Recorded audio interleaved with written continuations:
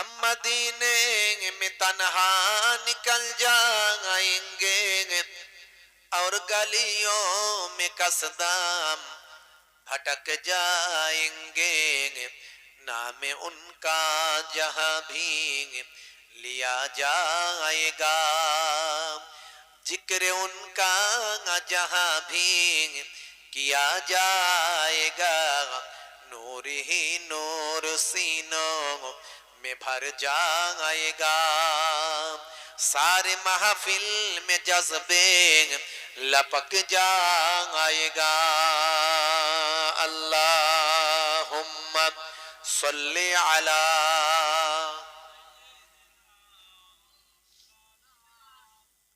وعلی آلہ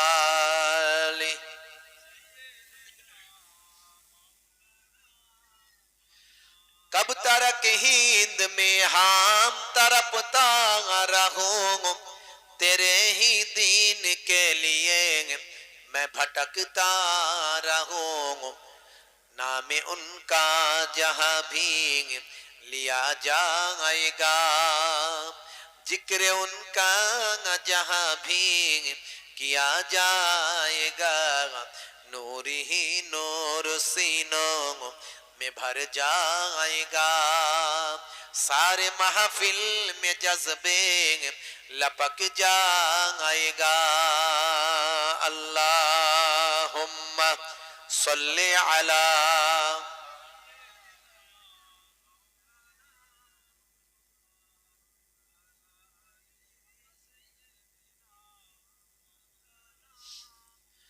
کب ترک ہند میں ہم تڑپتا رہوں تیرے ہی دین کے لیے میں بھٹکتا رہوں کب ترک ہند میں ہم تڑپتا رہوں تیرے ہی دین کے لیے میں بھٹکتا رہوں پڑھتے جائی زباں پر کلمہ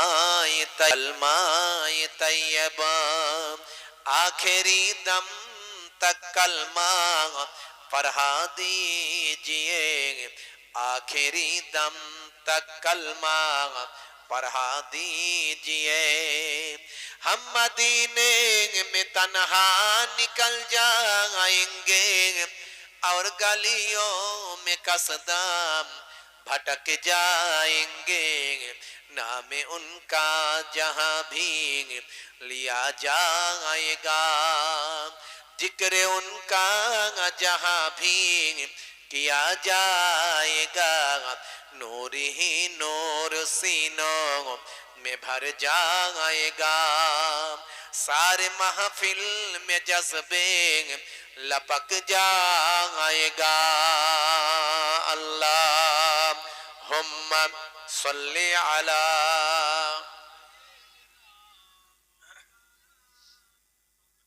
وعلی آلہ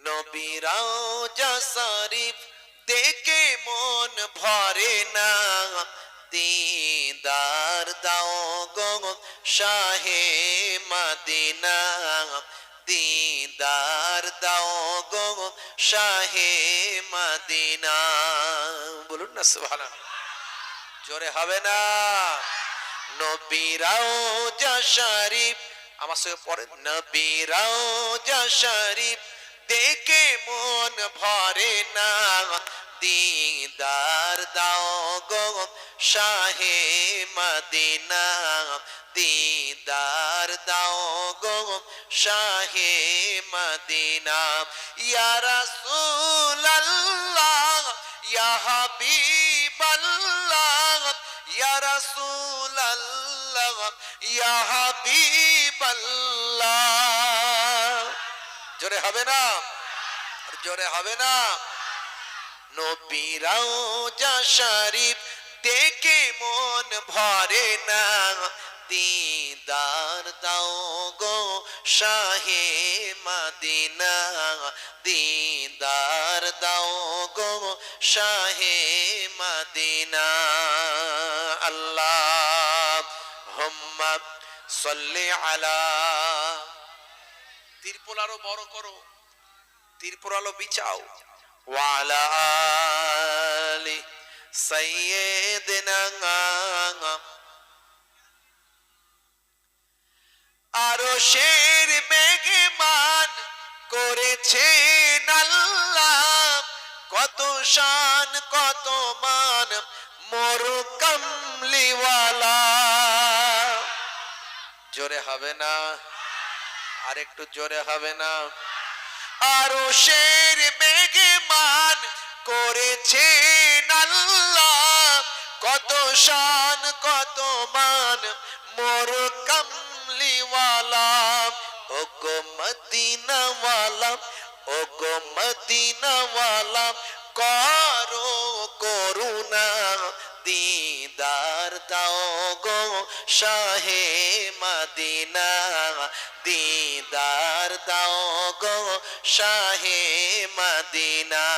নবী রওজা শরীফ দেখে মন ভরে না, দিদার দাও গো শাহে মদিনা, দিদার দাও গো শাহে মদিনা।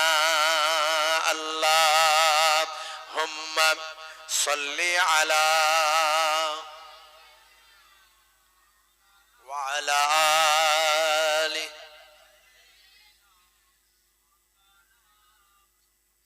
বারোই রবিউল আউয়ালে রহমত ওয়ালা নবী এলো রে, সাফাতের তাজ পরে জমিনে বরকত ওয়ালা নবী এলো রে।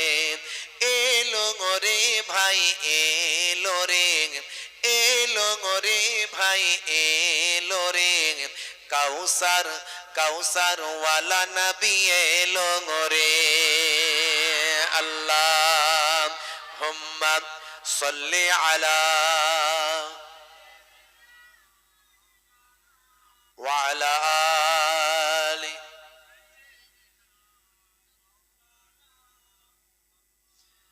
ওই আকাশ বাতাস চন্দ্র তারা খুশিতে তারা মেতেছে, আসমানি হুর ফারিস তারা দেখার তরে উকি মেরেছে। জোরে হবে না? জোরে হবে না? ওই রাত বলে ও গো প্রভু দাও না আমার মাঝেতে, দিন বলে ও গো প্রভু দাও না আমার বুকেতে। জোরে হবে না? দিন ও রাতের মাঝেতে, দিন ও রাতের মাঝেতে এলেন নবী সুবহে সাদেকে। বারোই রবিউল আউয়ালে রহমত ওয়ালা নবী এলো রে, সাফাতের তাজ পরে জমিনে বরকত ওয়ালা নবী এলো রে। এলো রে ভাই এলো রে, এলো রে ভাই এলো রে, কাউসার কাউসার ওয়ালা নবী এলো রে। আল্লাহুম্মা সাল্লি আলা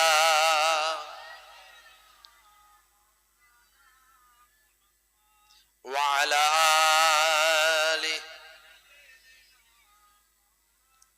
যদি তিরপল না থাকে চেয়ারগুলো বিছিয়ে দাও। ওয়া আলা আলি সাইয়্যিদিনা। ওই আকাশ বাতাস চন্দ্র তারা খুশিতে তারা মেতেছে, আসমানে হুর ফারিস তারা দেখার তরে উকি মেরেছে। জোরে হবে না? জোরে হবে না? ওই আকাশ বাতাস চন্দ্র তারা খুশিতে তারা মেতেছে, আসমানের হুর ফারিস তারা দেখার তরে উকি মেরেছে। দাদু মুত্তালিব খুশি হয়ে দাদু মুত্তালিব খুশি হয়ে মক্কাবাসীর দাওয়াত করেছে 12ই রবিউল আউয়ালে রহমত ওয়ালা নবী এলো রে সাফাতের তাজ পরে জমিনে বরকত ওয়ালা নবী এলো রে এলো রে ভাই এলো রে এলো রে ভাই এলো রে কাউসার কাউসার ওয়ালা নবী এলো রে আল্লাহুম্মা সাল্লি আলা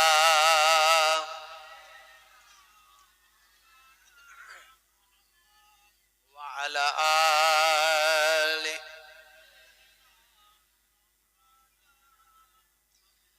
ভাইরা আমার, ভয়ঙ্কর যুদ্ধ চলছে, জানেন তো নাকি? খুব তাড়াতাড়ি তৃতীয় বিশ্বযুদ্ধ লেগে গেল বললেই চলে, যদি আল্লাহ হেফাজত করে, যদি আল্লাহর রহম হয়, তাহলে হয়তো আমরা বেঁচে যাব, না হলে কিন্তু বিপদ আছে বাপ। সব ভালো করে কলেমা টলেমা পড়েন, ভালো করে ইমানটাকে পাকা করেন, কখন দেখবেন দুম করে পড়ে গেল। আমাদের ভারতবর্ষ এখনো পর্যন্ত নিরপেক্ষ আছে, কিন্তু নিরপেক্ষ থাকতে পারবে না, কারণ ওইদিকে ইরানের সঙ্গে হাত মিলিয়েছে চীন, রাশিয়া, উত্তর কোরিয়া, তুরস্ক আর মুসলিম দেশগুলো যা আছে সব, বুঝতে পারছেন, ইয়ামেন টিয়ামেন থেকে করে শুরু করে সিরিয়া, লিবিয়া, আপনার ইরাক থেকে শুরু করে সৌদি আরব, জর্ডান, কুয়েত, এরা সব। আর ওইদিকে শুরু করেছে কে? ইসরায়েলের সঙ্গে হাত মিলিয়েছে ভাই আমার আমেরিকা, মহাশক্তিধর, পৃথিবীর দাদা। দাদা এখন কাদা হয়ে যাওয়ার মতো অবস্থা, দাদার পরিস্থিতি ভালো নাই, দাদা এখন ছেড়ে দে মা কেঁদে বাঁচি চলছে, বুঝতে পারছি। ওদিকে দাদা ইসরায়েল তার ছেলে, আর দাদা হলো মানে আমেরিকা হলো বাপ, বাপ বেটা আছে। যুদ্ধটা অ্যাকচুয়ালি ইরানের সঙ্গে ইসরায়েলের হচ্ছে না, বরং ইসরায়েলের বাপের সঙ্গে হচ্ছে, বুঝতে পারছেন। ইসরায়েলের যে এলাকাটা, সেই এলাকাটা মাত্র 22,000 বর্গ কিলোমিটার, 22,000 বর্গ কিলোমিটার, মানে আমাদের একটা জেলার মতো হবে হয়তো, এত ছোট জায়গা, 22,000 বর্গ কিলোমিটার, একটুখানি জায়গা। আর ইরানের জায়গাটা হলো 17 লাখ বর্গ কিলোমিটার। কোথায় 17 লাখ বর্গ কিলোমিটার এলাকা আর 22,000 বর্গ কিলোমিটার, হাজার আর ওটা লাখ। এর জনসংখ্যা, ইসরায়েলের জনসংখ্যা হলো মাত্র 1 কোটি, তার থেকে কম। আর ইসরায়েলের জনসংখ্যা প্রায় 10 কোটির কাছাকাছি। ইরানের জনসংখ্যা প্রায় 10 কোটির কাছাকাছি। সব দিক থেকে ইরান এগিয়ে, কিন্তু ওই যে দাদা মানে বাপ পেছনে আছে ইসরায়েলের, এই ফলে বলিয়ান এতদিন ধরে এমন হম্বি তম্বি করছিল যেন ইসরায়েলের একটা চুল কেউ হিলাতে পারবে না। আর আমাদের দেশের হলুদ মিডিয়া গুলো এদের তাবেদারি করতে করতে নিজেদের বিক্রি করে দিল, মানে চামচাই পরিণত করলো। রাত দিন শুধু আমেরিকা আর ইসরায়েলের গুণগান। আর যখনই দেখলো সর্বনাশ, এই ট্রাম্প বাবাকে তো বিশ্বাস করা যায় না। এ আজ এক কথা বলে, কাল এক কথা বলে। পাকিস্তান আমাদের শত্রু দেশ, কথা ঠিক না ভুল? যতদিন পর্যন্ত আমাদের দেশের সঙ্গে বন্ধুত্ব হবে না, আমরা শত্রু বলি মনে করি, কারণ আমাদের কাছে, মুসলমানদের কাছে সবচেয়ে আগে আমার দেশ প্রেম, কথা ঠিক না ভুল? যে দেশে আমি জন্মগ্রহণ করছি সেই দেশ আমার মাতৃভূমি, আর এই দেশের জন্য হাজার হাজার মুসলমান জীবন দিয়েছে। আশফাকুল্লাহ, মীর নিসার আলী তিতুমির, ভাই আমার খান আব্দুল গফফার খান থেকে শুরু করে মাওলানা মোহাম্মদ আলী শওকত আলী, সেখান থেকে শুরু করে পীর আব্দুল হামিদ থেকে শুরু করে বড় বড় বড় বড় যত স্বাধীনতা সংগ্রামী আপনি দেখবেন, সবচেয়ে বেশি মুসলমান এই দেশের জন্য জীবন দিয়েছে। ইতিহাসে তাদের নাম পাওয়া যায় না। আজও ইন্ডিয়া গেট আছে, সবচেয়ে বড় ইতিহাস। সেই ইন্ডিয়া গেটে গিয়ে দেখবেন 95,000 এই দেশের জন্য জীবন উৎসর্গ করা মানুষের নাম লেখা আছে, আমি নিজের চোখে গিয়ে দেখে এসেছি। ৯৫,০০০ কম বেশি এই দেশের জন্য জীবন উৎসর্গ করা স্বাধীনতা সংগ্রামীদের নাম লেখা আছে। তার মধ্যে প্রায় ৬৫,০০০ কম বেশি ৬৫,০০০ মুসলমানের নাম আছে। তাহলে মুসলমানদের রক্ত বেশি এই দেশে দেওয়া আছে, তাই তো? আমরা সব বাই চয়েস, আমরা বাই চয়েস ইন্ডিয়ান, আমরা বাই চান্স ইন্ডিয়ান নয়।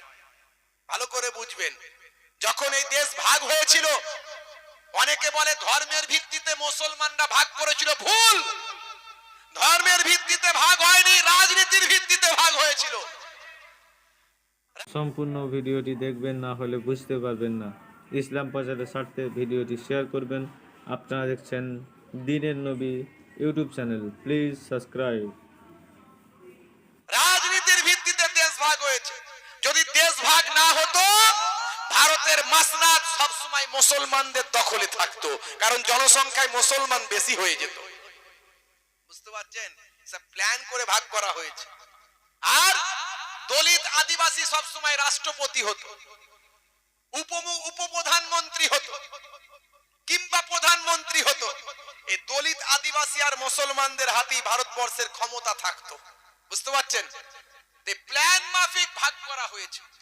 যখন ভাগ করা হয়েছিল দেশকে, মুসলমানরা যখন পাকিস্তানে চলে যাচ্ছিল, তখন ভারতের বড় বড় স্বাধীনতা সংগ্রামী মুসলমান ভাই আমার, মাওলানা আবুল কালাম আজাদ, খান আব্দুল গাফফার খান, এরা তখন দিল্লির জামে মসজিদে সিঁড়িতে দাঁড়িয়ে গিয়ে আওয়াজ দিয়েছিল, হে মুসলমান ভাইরা, তোমরা যাচ্ছ কোথায় পুডলি পাডলা নিয়ে?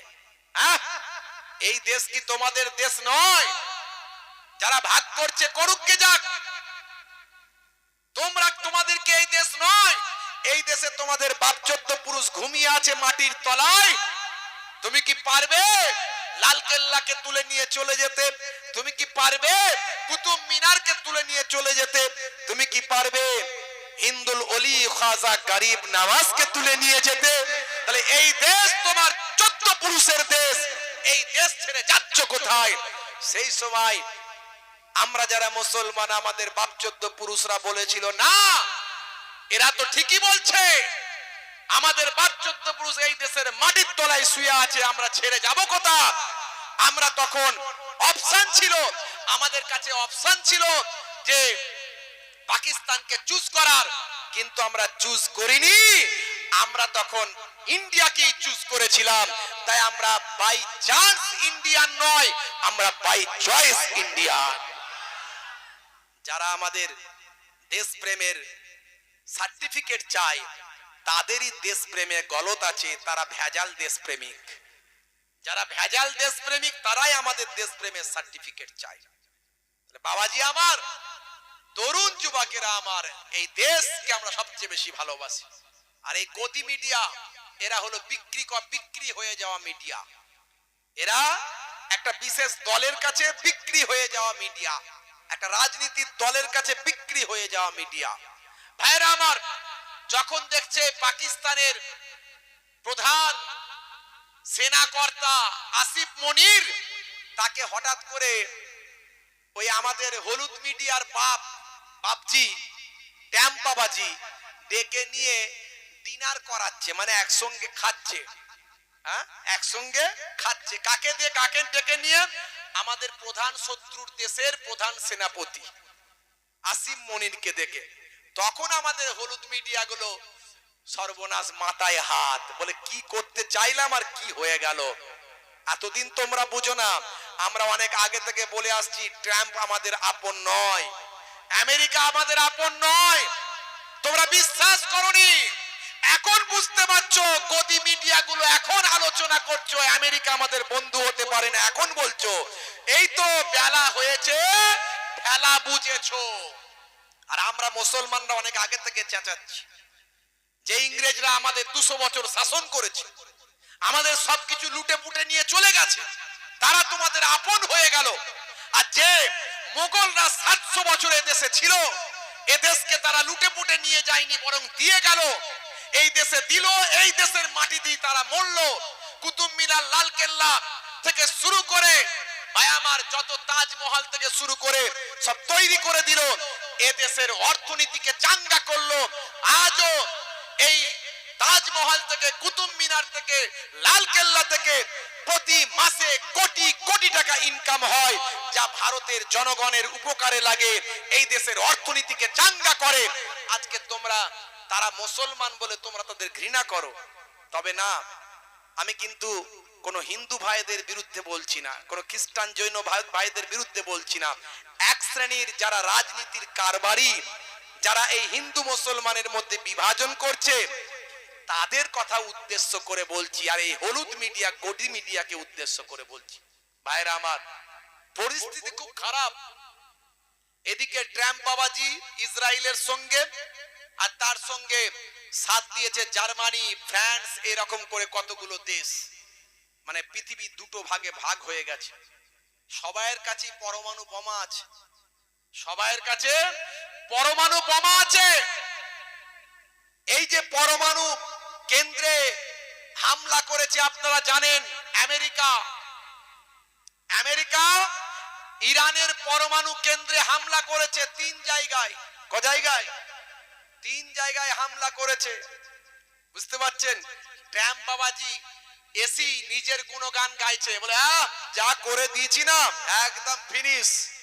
সেনাবাহিনীকে শুভেচ্ছা জানিয়ে দিল। এদিকে আপনার কি বলে, ওই ইসরায়েল আবার ট্রাম্প বাবাজিকে শুভেচ্ছা জানিয়ে দিল। আর ইরান বলছে আমরা তো জানতাম যে যে কোনো সময় আঘাত করতে পারে, তাই ওখানে পারমাণবিক যা কিছু উপকরণ ছিল ওগুলো আমরা আগেই সব সাইড করে দিয়েছি। বলছে আমাদের ক্ষতি তেমন কিছুই করতে পারেনি। কিন্তু খাল কেটে কুমির নিয়ে চলে এলো। সারা পৃথিবীর লোককে বুঝে গেল যে আমেরিকা এতদিন ধরে যে লড়াইটা ইসরায়েল করছে, এটা পেছন থেকে আমেরিকাই করছিল। লড়াইটা ইরান আর আমেরিকার মধ্যে হচ্ছে। আর সারা পৃথিবীর লোক বুঝে গেল যে আমেরিকা যে কাজটা করলো, আইন বিরুদ্ধ করলো। আমেরিকার বিরোধী পক্ষ যে রানিং পার্টি আছে, সেই পার্টির বিরোধী পক্ষে যারা আছে, তারা সব ট্রাম্পের বিরোধিতা করছে। এলাকার জনগণের একটা অংশ বিরোধিতা করছে। সারা পৃথিবীর সুবুদ্ধি সম্পন্ন মানুষ বিরোধিতা করছে। জাতিসংঘে থেকে শুরু করে যারা দায়িত্বে আছে, জাতিসংঘের মহাসচিব, তিনিও বিরোধিতা করেছেন। আলটিমেটলি এর ফলে কি হলো, এতদিন ধরে যে ইরানকে চেপে রাখার চেষ্টা হচ্ছিল, তুমি পরমাণু বোমা তৈরি করতে পারবে না, এবারে সে পরমাণু বোমা তৈরি করার ছাড়পত্রটা অটোমেটিক সে পেয়ে গেল। যেভাবে উত্তর কোরিয়া পেয়েছিল, ঠিক একই স্টাইলে ইরানও পেয়ে গেল। আর মাঝখান থেকে এদিকে জেগে উঠলো রাশিয়া আর চীন, পৃথিবীর সবচেয়ে বড় শক্তিশালী দেশ। আপনারা জানেন, একমাত্র আমেরিকা ভয় পায় পৃথিবীতে দুটো দেশকে, একটা হলো রাশিয়া, একটা হলো চীন। সেই রাশিয়া এবং চীন বলছে ইরান, চিন্তা করো না, বিপদে আমরা বন্ধুকে ছেড়ে যাই না, তোমার সঙ্গে আমরা আছি, তারাও কি করতে পারি দেখছি।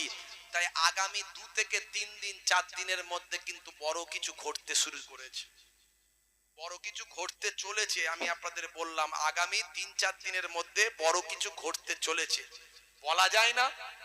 যদি যুদ্ধটা লেগে যায় বড় ধরনের, তাহলে কিন্তু পরমাণু বোমা পড়তে পারে। আর এই বোমা যদি একবার কেউ ফেলে দেয়, তারপরে কি হবে? চারিদিকে দুমদাম দুমদাম শুরু হবে। 1450 বছর আগে আল্লাহর নবী বলেছেন কিয়ামতের আগে একটা মালহামা হবে। মালহামা মানে এমন একটা মহাযুদ্ধ হবে, যে যুদ্ধে পৃথিবীর 1/3 মানুষ মারা যাবে। যদি এই তৃতীয় বিশ্বযুদ্ধ শুরু হয়ে যায়, এটাই হবে আল্লাহর নবীর সেই ভবিষ্যৎবাণী মালহামা, যেখানে পৃথিবীর 1/3 মানুষ মারা যাবে। সালটা হলো 1945 সাল, আগস্ট মাসের 6 তারিখ আর 8 তারিখ। জায়গাটার নাম হলো জাপান। ভাই আমার, রাজধানীর নাম হলো হিরোশিমা। 6 তারিখে আমেরিকা সেখানে প্রথম পরমাণু বোমা নিক্ষেপ করেছিল। আজ থেকে কত বছর আগের কথা বলছি? 1945 সাল মানে কবে বলুন তো? কত বছর? 80 বছর আগের কথা বলছি। এই দুটো বোমা একটা 6 তারিখে একটা 8 তারিখে ফেলেছিল, কম বেশি 2.5 লক্ষ মানুষ তখনই মারা গিয়েছিল। কম বেশি 2.5 লক্ষ মানুষ তখনই মারা গিয়েছিল 80 বছর আগে। তখনকারের পরমাণু বোমার শক্তি আর এখনকারের শক্তি বুঝতে পারছেন? কোন জায়গায় দাঁড়িয়ে আছি আমরা? এখন আমরা মনে করছি বাড়িটা আমার তাড়াতাড়ি ভালো করে করতে হবে, গাড়িটা আমার ভালো করে কিনতে হবে, জায়গাটা আমার ঠিক করতে হবে, এখনো আধ হাত জায়গা নিয়ে মারপিট করছি। কি যে হবে আল্লাহই জানে। হরমুজ প্রণালী বন্ধ করে দিয়েছে, গাড়ি চালাতে পারবেন তো? আমি তো নিজে চিন্তা করছি গাড়ি আর চালাতে পারবো তো? দেখা গেল 1 লিটার তেলের দাম 1000 টাকা করে দেবে। 1 লিটার তেলের দাম 1000 টাকা। ইরান বলছে শুধু আমরা হাতে মারবো না আমেরিকাকে, ভাতে মারবো, আর যারা আমাদের বিরোধিতা করছে তাদেরও মারবো। বলছে ইরান বলছে প্রথমেই হরমুজ প্রণালী বন্ধ করে দিচ্ছি, পারমিশন হয়ে গেছে। আজকের রিপোর্ট বলছি হরমুজ প্রণালী যেখান থেকে পৃথিবীতে প্রায় 30 থেকে 35% তেল পাস হয়। সারা পৃথিবীতে যত তেল আসে, পেট্রোল ডিজেল এইসব যে তেলগুলো আমার যত তেল আসে, এই তেলের 30 থেকে 35% হরমুজ প্রণালী দিয়ে আসে। বলছে ওটা বন্ধ করে দিচ্ছি, ওখান দিয়ে আর কেউ যেতে পারবে না। তারপরে আমেরিকার যে সমস্ত ভাই আমার ওই উপনিবেশ গুলো আছে, প্রায় 400 খানা উপনিবেশ আছে যেখানে ঘাঁটি কেড়ে আছে, সে ঘাঁটিগুলোকে আগে উড়িয়ে দেবো। ইরান বলেছে আগে উড়িয়ে দেবো, তারপরে তো কি হবে সেটা দেখবো। চীন আর আমেরিকা, চীন আর রাশিয়া তারপরে কি করছে, আমার সঙ্গে কে কে আছে সেটা দেখা যাবে। বুঝতে পারছেন ভাইরা আমার? তাই আজকের আলোচনা খুবই গুরুত্বপূর্ণ, খুবই বিশ্লেষণ ভিত্তিক আলোচনা করব আপনাদের খেদমতে। আজকে আমরা রামানন্দপুরের মানুষ, আমাদেরকে কিন্তু সাচ্চা ইমানদার হতে হবে। একমাত্র সাচ্চা ইমানদার হলে দুনিয়াতেও বাঁচতে পারবো, আখেরাতেও বাঁচতে পারবো। আল্লাহ রাব্বুল আলামিন আমাদের সাচ্চা ইমানদার করে দেন। জোরে বলুন আল্লাহুম্মা আমিন, জোরে বলুন আল্লাহুম্মা আমিন। দরুদ শরীফ আল্লাহুম্মা সাল্লি আলা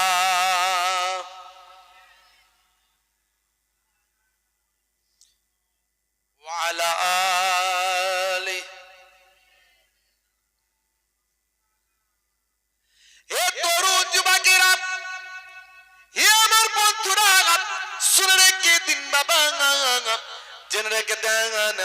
হে মুসলমান, লম্বা চওড়া করব না, আপনাদের মাঝখানে আমি একটু বোঝানোর চেষ্টা করব। ঈমান, প্রকৃত সাচ্চা ঈমানদার হওয়া দরকার আছে না নাই? প্রকৃত আল্লাহওয়ালা হওয়া দরকার আছে না নাই? ভাই আমার নামাজি হওয়া দরকার আছে না নাই? আল্লাহ এবং রাসূলের নির্দেশনা মানা দরকার আছে না নাই? হে তরুণ যুবকেরা, হে আমার বন্ধুরা, শুনে রেখে দিন বাবা, আমার আল্লাহ জানিয়ে দিয়েছেন, হে দুনিয়ার মানুষ শোনো, মাল্লাহুল মাওলা ফালাহুল কুল। বান্দা যখন আল্লাহর হয়ে যায়, কুল মাখলুকাত আর গোলাম হয়ে যায়। আমার আল্লাহ জানিয়ে দিয়েছেন, হে দুনিয়ার মানুষ শোনো, নবী বলে দিয়েছেন। ভাই আমার তরুণ যুবকেরা, আমার কিতাবের মধ্যে দেখতে পাওয়া যায়, মান কানা লিল্লাহি কানাল্লাহু লাহু। যে বান্দা আল্লাহর হয়ে যায়, স্বয়ং আল্লাহ তার হয়ে যায়। একমাত্র বাঁচার রাস্তা, আমরা যদি আল্লাহর হয়ে যাই, আল্লাহ গায়েবী যদি মাদাদ দান করেন, আমরা যে কোনো দিক থেকে বিপদে পড়তে পারি। এমনি তো আমরা শান্তিতে নাই, আছি শান্তিতে? টেনশন আছে না নাই? যারে বলে টেনশন আছে না নাই? মারাত্মক টেনশন, মারাত্মক টেনশনের ভিতরে আমরা আছি ভাইরা আমার। আখেরি জামানা, ফিতনা ফাসাদ চারিদিকে চলছে। হে তরুণ যুবকেরা, হে আমার বন্ধুরা, হে আমার মুরব্বিয়ানেরা, শুনে রেখে দিন বাবা, জেনে রেখে দেন। আল্লাহর নবী সোনার জবানে জানিয়ে দেন, হে দুনিয়ার মানুষ শুনে রেখে দাও, আখেরি জামানাতে যখন ফিতনা ফাসাদ চলবে, চারিদিকে যখন অশান্তি বিরাজ করবেন, চারিদিকে মারপিট দাঙ্গা হাঙ্গামা কাটাকাটি খুনাখুনি অশান্তি যখন চলবেন, সারা পৃথিবীতে যখন গজবের আগুন দাও দাও করে জ্বলবে, সেই সময় আমার উম্মত তোমরা কি কাজ করবে শোনো। আমার উম্মতদের উদ্দেশ্যে আমি বলি শোনো, সেই সময় তোমরা যদি আমি রাসূলের একটা সুন্নতকে ভালো করে আঁকড়ে ধরো, আমি রাসূলের একটা সুন্নতকে ভালো করে মেনে চলো, হে তরুণ যুবকেরা শুনে রেখে রেখে দাও। আল্লাহর নবী বলেন, মান তামাসসাকা বিসুন্নতি ইনদা ফাসাদি উম্মতি ফালাহুন আজরু মিয়াতা শাহিদ। ওই একটা সুন্নতের বিনিময়ে আমার আল্লাহ তাআলা তোমাদের নামাজ আমলে 100টা শহীদের সওয়াব দান করে দেন। সেই ফিতনা ফাসাদ চলছে না বলুন? রাস্তাঘাটে দেখুন, গুজরাটে, দিল্লিতে কি হচ্ছে? গরিব মানুষ, গরিব অসহায় মানুষ, হ্যাঁ, সেখানে কাজ করে দীর্ঘদিন ধরে, বছরের পর বছর, ছোট ছোট ঘর, বাংলা থেকে গিয়ে সেখানে ঘর বাড়ি করে আছে, অন্যান্য রাজ্য থেকেও আমার দেশেতেও করে আছে। এই বাঙালি হওয়ার কারণে, বাংলা বলার কারণে তাদেরকে গরু গাধার মতো লাইন দিয়ে দাঁড় করিয়ে, সে দাস প্রথার মতো ছাগল গরুর মতো লাইন দিয়ে নিয়ে গিয়ে তাদের উপর অত্যাচার করেছে না করেনি? করেছে না করেনি? অন্যান্য রাজ্যগুলোই দেখুন, মুসলমান কাজ করতে গেছে, শুধু মুসলমান বলবো না, এই দেশে অত্যাচার হচ্ছে মুসলমানের উপর আর দলিত আদিবাসী নিম্ন শ্রেণীর মানুষের উপর। অত্যাচার করছে না করেনি? তাহলে কঠিন পরিস্থিতি। আমরা আখেরি জামানায় এমন একটা সময় আসবে, মানুষ যখন মানুষকে মেরে ফেলবে, মানুষকে মেরে ফেলবে, যাকে মেরে ফেলা হবে সে বুঝতে পারবে না যে কেন তাকে মেরে ফেলা হবে, কেন তাকে মেরে ফেললাম, মেরে ফেলছে আমাকে, কেন মেরে ফেলছে, আমি কি অন্যায়টা করেছি, সে জানে না। আর যারা মারছে তারাও জানে না যে আমরা কেন মারছি, এর সঙ্গে তো আমাদের কোনো লেনদেনের সম্পর্ক নাই, কেন মারছি। আজকেও জায়গাটার নাম সম্ভবত ভূপাল, আজকেও দুজনকে প্রচন্ড পিটিয়েছে, প্রচন্ড মেরেছে, তার মধ্যে একজন মারা গেছে। কি না, গরু নিয়ে যাচ্ছিল এই সব নাম দিয়ে।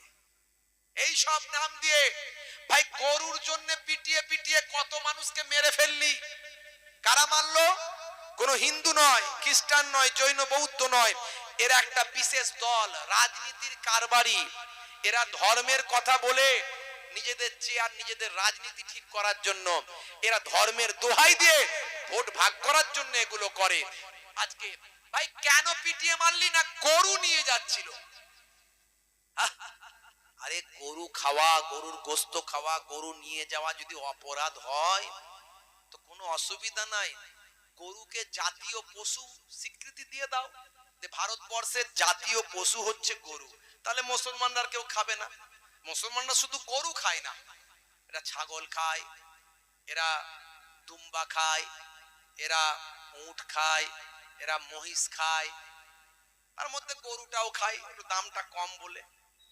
হ্যাঁ, তো যদি বলো যে গরু খাওয়া চলবে না, তো ডাইরেক্ট ডিক্লিয়ার করে দাও যে ভারতবর্ষের জাতীয় পশু হলো গরু। জাতীয় পশুকে কেউ কোনোদিন খায় না, খায় নাকি? খাবো না, মিটে গেল ঝামেলা। এই একটা শর্ত। আর 2 নাম্বার আরেকটা শর্ত হলো, আরেকটা কাজ করো, সেটা হলো এই ভারতবর্ষ পৃথিবীর মধ্যে গরুর গোশ রপ্তানি করে, বিদেশে পাচার করে, মানে বিদেশে বিক্রি করে। ভারতবর্ষ থেকে সবচেয়ে বেশি সারা পৃথিবীর মধ্যে 3-4 নম্বর র‍্যাঙ্কে আছে। গরুর গোশ সারা পৃথিবীতে এত বেশি বিক্রি করে। তো যত বড় বড় যে কোম্পানিগুলো, সব এই কোম্পানিগুলো সব অমুসলিম হিন্দু ভাইদের কোম্পানি। তো গরুর গোশ তারা কেটে বাইরে পাঠাচ্ছে, সেটা দোষ নাই। আর মুসলমানরা খেলি গন্ডগোল। তো এক কাজ করো, সেই কোম্পানিগুলো বন্ধ করে দাও, কোম্পানিগুলো বন্ধ করে দাও। তার বেলায় দোষ নাই, তার বেলায় অসুবিধা নাই। তুমি মহারাজ সাধু হলে আজ, আমি আজ চোর বটে। গরিব মানুষ যদি গরুর গোশ খেয়ে ফেলে বিপদ। হ্যাঁ, আখেরি জামানা, কঠিন পরিস্থিতি, ভাব ভয়ঙ্কর পরিস্থিতি। আমরা সংখ্যালঘু, সংখ্যায় কম, আমাদেরকে বুঝে চলতে হবে।